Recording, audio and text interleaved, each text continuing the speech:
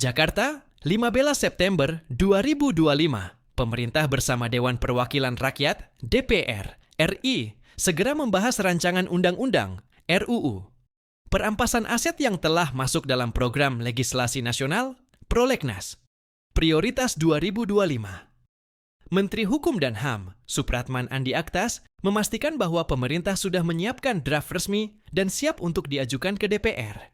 Menurutnya, keberadaan regulasi ini mendesak karena selama ini Indonesia kerap mengalami kesulitan dalam memulihkan kerugian negara akibat tindak pidana, khususnya yang melibatkan kasus besar seperti korupsi, narkotika, dan kejahatan terorganisir. RUU perampasan aset diharapkan mampu menjadi landasan hukum yang kuat untuk memungkinkan aparat penegak hukum menyita atau merampas aset hasil kejahatan tanpa harus menunggu adanya putusan pidana pokok.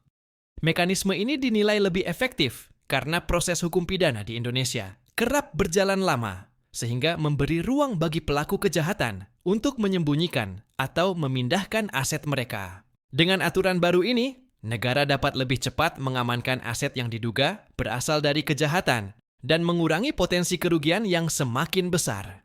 Lebih lanjut, Supratman menjelaskan bahwa salah satu poin penting dalam RUU ini adalah penegasan prinsip non-conviction based asset forfeiture, yakni penyitaan aset tanpa perlu menunggu putusan pengadilan terhadap pelaku.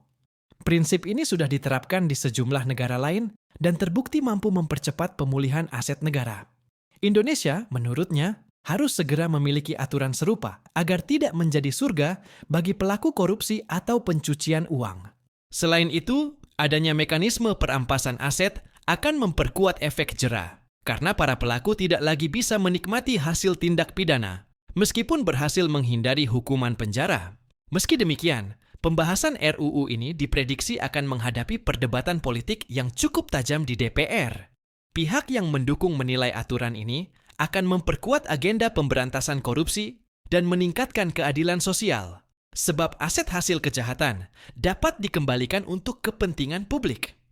Namun, ada juga pihak yang khawatir dengan potensi penyalahgunaan kewenangan jika mekanisme perampasan aset tidak diawasi dengan ketat.